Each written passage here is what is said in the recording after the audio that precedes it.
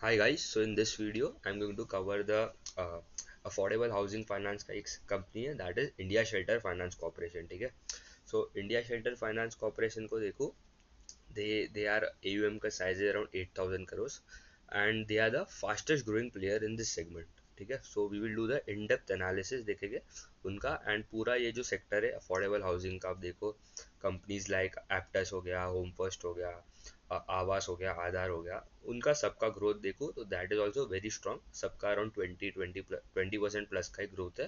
And ये पूरा segment, पूरा इंडस्ट्री देखो अफोर्डेबल हाउसिंग का स्पेसिफिकली जो टीयर 2, टीयर 3, टीयर 4 सिटीज़ में लैंडिंग करता है, तो वहाँ पे अराउंड 15-20% का पूरा इंडस्ट्री का ग्रोथ रेट है. तो now let's do the in depth analysis of India Shelter Finance Corporation. ठीक है. सो अभी अगर देखो तो we will first discuss the उनका जो उनके जो Q4 का जो रिजल्ट है उसका देखेंगे. उनका पहले जो गाइडेंस था, पहले previous guidance that they have given, how they are performing now on that given guidance. अभी उनका जो Q4 का जो नंबर्स आया वो डिस्कस करेंगे एंड उसका फ्यूचर का गाइडेंस देखेंगे. ठीक है. उनका अभी देखो तो मैनेजमेंट में भी देखो तो there was a company called Gruh Finance करके पहले, तो that has been a solid compounder for share holders के लिए. तो उनका जो मैनेजमेंट का जो चेयरमैन है, दिया इंडिया शेल्टर का ही वही चेयरमैन है नाउ. सो एमडी जो है उनके, तो this tells that the management is very strong. तो ये कैसे डिसाइड करना है, पर हमें तो ग्रोथ देखना है. ठीक है. End of the day the growth is very important. उनका लॉन्ग टर्म गाइडेंस है कि भाई कि FY 2030 तक. So now we are in 2025. They are M का साइज है रफली around 8,000 crore. their target is that their AUM to grow to around 30,000 crores. तो almost 4x ही हो गया in next 5 years. तो that comes to a CAGR of around 30%. तो इतना continuously for 30% growth अभी तक किसी ने गाइड नहीं किया in this segment affordable housing में. होम फर्स्ट का देख लो, they are growing at 28 to 30% guidance है फॉर FY 26, FY 27. उसके आगे जाके the growth is slowing down. Aptus का भी सिमिलर ही है. एंड दूसरे जो Aadhaar and Aavas, that they are a 20% growth engine. ठीक है. उसके बाद अगर देखूँ तो हाँ, उनका IPO रिसेंटली आया था, मतलब 1.5 ईयर ही हुआ है. तो तभी उन्होंने बोला था कि तब तो उनका मतलब 6-7 हज़ार 6,000 करोड़ के आसपास का ये उनका 5,000-6,000 करोड़ के आसपास. Now it has now scaled up to around 8,000 crore. तो उन्होंने बोला था कि they are going to expand in new states, they are going to bring up new branches, 40 to 45 new branches add करने वाले एवरी ईयर. AUM ग्रोथ का guidance is that 30 to 35% for next few years. तो वो तो हमें समझ गया कि ग्रोथ तो अच्छा आ रहा है. उनका स्प्रेड जो आता है, आपका जो यील्ड जो होता है, yield is basically the rate at which India Shelter will lend to it customers. ठीक है. तो वो यील्ड तो yield minus the cost of borrowing, the rate at which India Shelter will borrow money, तो that is रफली going to be around 6%. तो that is also better than Home First. Home First का around I think it is around 5% के आसपास का spread आता है. फिर ऑपरेटिंग एक्सपेंस जो होते हैं आपके, जो ब्रांचेज ओपन कर रहे हो आप, एम्प्लॉयज़ को जो सैलरी दे रहे हो, नए नए नए नए एम्प्लॉयज़ हायर कर रहे हो, उसका जो ऑपरेटिंग एक्सपेंस होता है, so that is going to improve as they get economies of scale going ahead.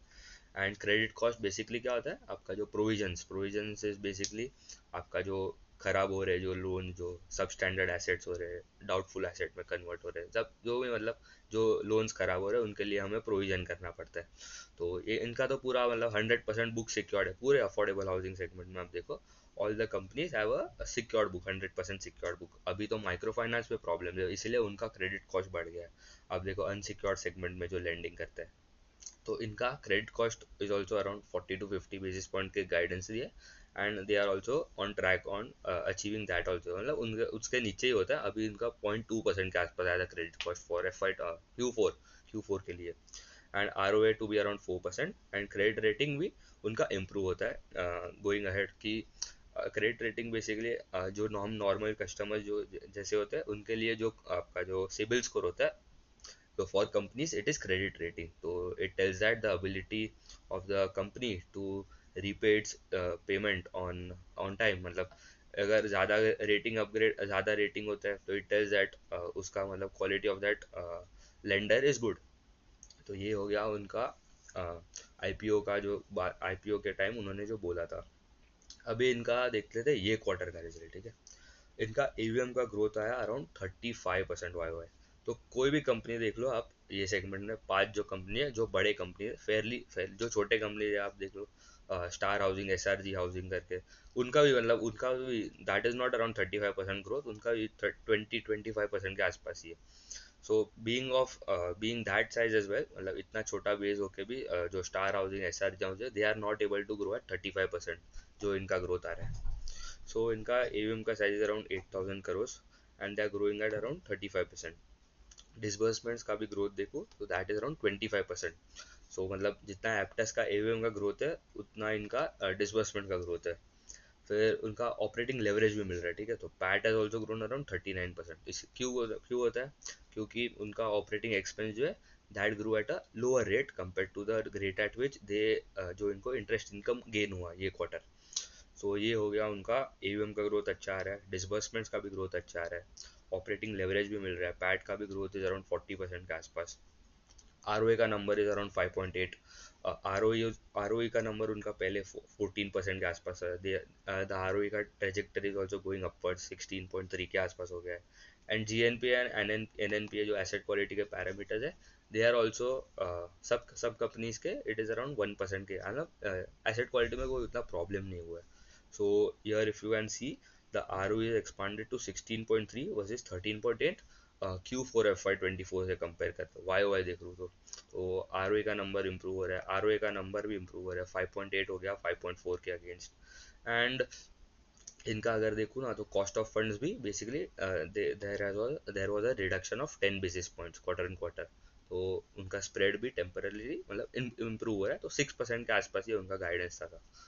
फिर if I look at that पूरा FY25 का परफॉर्मेंस, ठीक है, पूरे साल का FY25, Q1, Q2, Q3, Q4 cumulative performance. So AUM का ग्रोथ 35%, तो एयूएम तो वही रहेगा। डिसबर्समेंट ग्रो 27%, तो that was a very strong number, क्योंकि डिसबर्समेंट विल टेल कि भाई आगे जाके कैसा ग्रोथ आने वाला है कंपनी में। पैट ग्रू 53%। तो कोई कंपनी का मतलब ऑपरेटिंग लेवरेज किसी को मिल ही नहीं रहा है ये सेगमेंट में आप देखो तो, क्योंकि उनका कॉस्ट थोड़ा बढ़ गया है। दूसरे जो कॉम्पिटिटर है उनके होम फर्स्ट हो गया और एप्टेस हो गया, जो जो उनके ग्रोथ से थोड़ा मैच कर रहे हैं। फिर they are present in 15 states and majorly उनका राजस्थान में ज़्यादा प्रेजेंस है। अराउंड 30% ऑफ द उनका जो एयूएम है वहाँ पे ही आता है। 30% ऑफ द बुक जो है दैट कम्स फ्रॉम राजस्थान वाले स्टेट से आता है। They added 43 branches and as of Q4 ended, as of FY25 के end तक they have 266 branches। उनका 100% सिक्योर्ड बुक है, तो and average ticket size of that loan amount is 10 lakh rupees. उनके दो कैटेगरी है, ठीक है, एक होम लोन वाला कैटेगरी है एंड लोन अगेंस्ट प्रॉपर्टी वाला कैटेगरी। तो 57% जो आता है उनका जो loan book, that comes from your home loan, and जो रिमेनिंग 43% है that comes from your loan against property. And उनका अगर लेवरेज भी देखूँ, दैट इज अराउंड 2.9% के आसपास का लेवरेज है। तो आर क्या होता है basically, R is basically R multiply by leverage, ठीक है। तो 5.6 इंटू 2.9 इफ यू डू, तो इट वी विल गेट 15.1% का लेवरेज आर मिलेगा। एंड उन्होंने बोला है कि ये जो लेवरेज जो है, they are going to scale it up to 4 times. तो एंड आर जो मतलब बेसिकली आर थोड़ा कंप्रेस हो जाता है क्योंकि लेवरेज बढ़ रहा है, ठीक है। क्योंकि लेवरेज इज बेसिकली आपका जो एसेट्स होता है डिवाइडेड बाय योर इक्विटी, ठीक है। अभी अब ऐसे आप अगर आप लेवरेज बढ़ा रहे हो तो एसेट्स आपके बढ़ रहे हैं, ठीक है। एंड आपका आर जो आर बेसिकली आपका जो पैट होता है डिवाइडेड बाय टोटल एसेट्स, तो एसेट्स थोड़े कंप्रेस हो जाएंगे क्योंकि डिनोमिनेटर बढ़ गया आर में, ठीक है।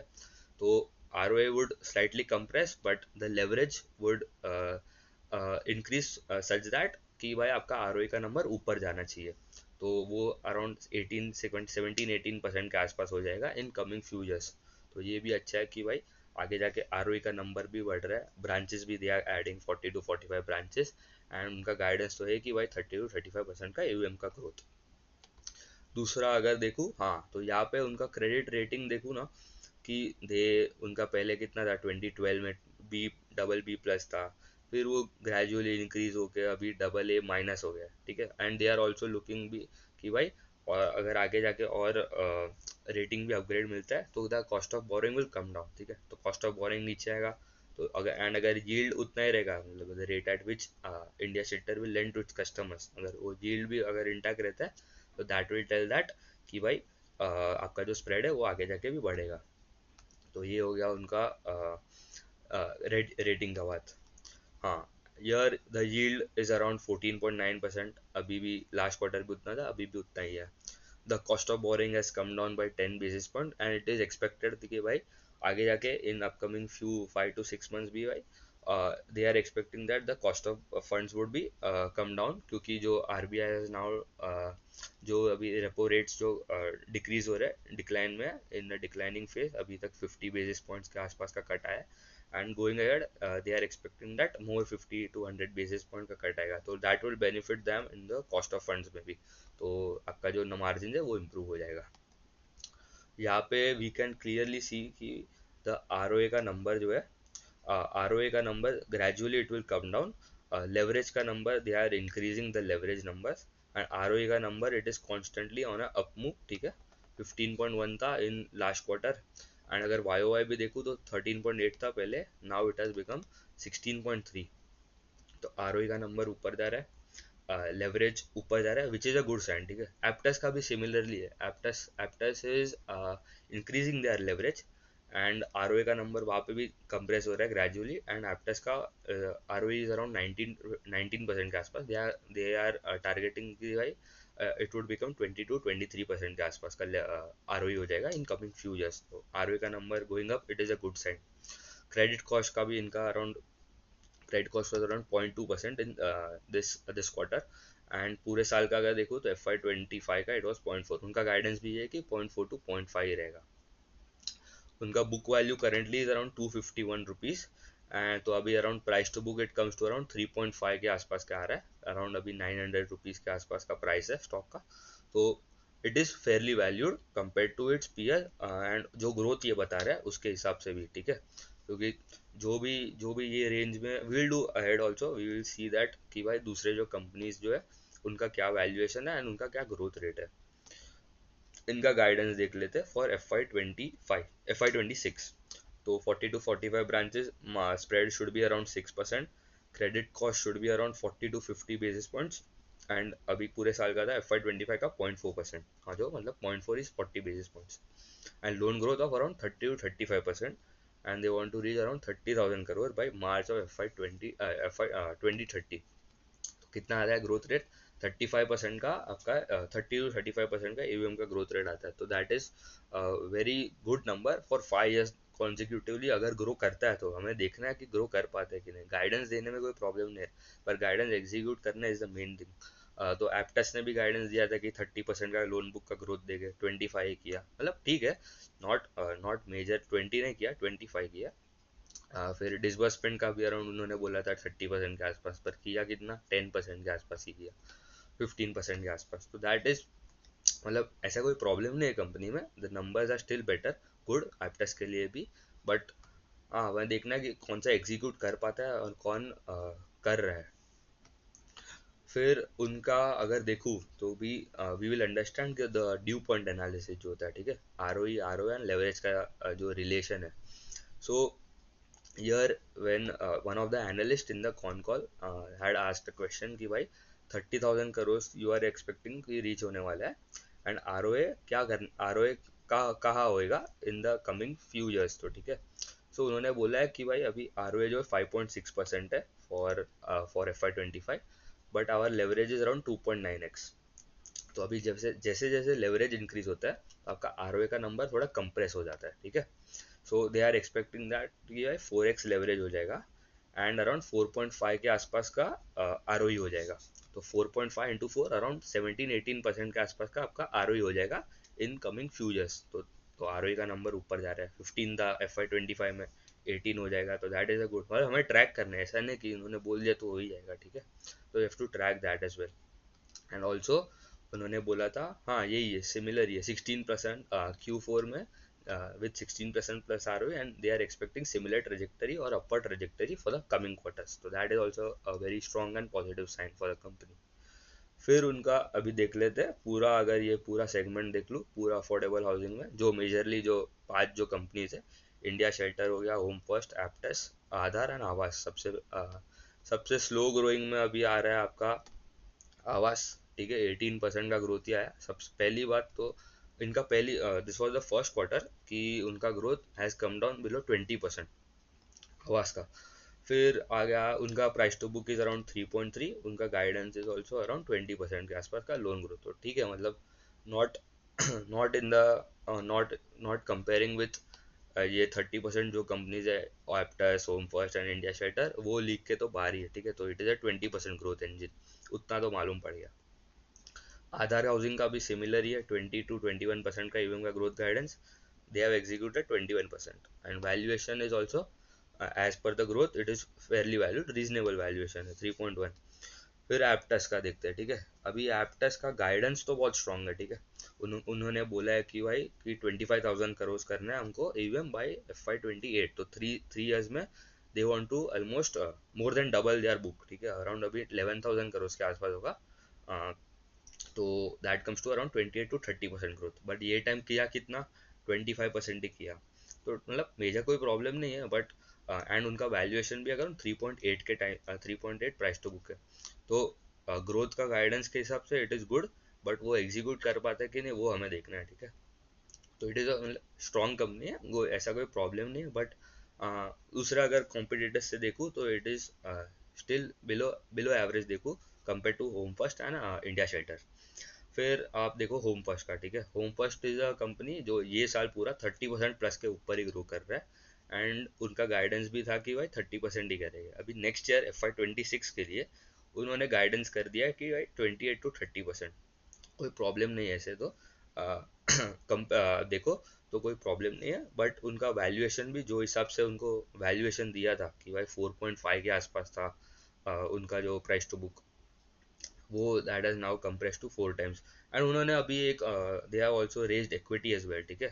तो by raising the equity the price to book जो मतलब नेटवर्थ जो कंपनी का वो बढ़ जाता है। तो दो आरओई का number temporary will decline to 10% के आसपास, बट वो कोई प्रॉब्लम नहीं। And price to book will also compress to around 3.1 time के आसपास हो जाएगा। तो it is a good company, growth भी अच्छा है। एंड सबसे पहले आ जाता है आपका इंडिया शेल्टर, जो 30 to 35% के आसपास का ग्रोथ दे रहा है। उनका गाइडेंस एक ही कंपनी जो 35% बोलता है उनका कौन कॉल में, ठीक है। कोई दूसरा कंपनी 35 का नंबर बोलता है नहीं। एंड वैल्यूएशन भी देखो तो इट इज अराउंड 3.5, तो it is reasonable compare to, आप देखो compare to Aptus and Home First. हाँ, क्योंकि दे आर ऑल्सो अराउंड 30% के आसपास का ग्रोथ। ये आधार एंड आवास का कंपेयर करके कोई फायदा नहीं, क्योंकि वो 20% के ग्रोथ दे रहे हैं।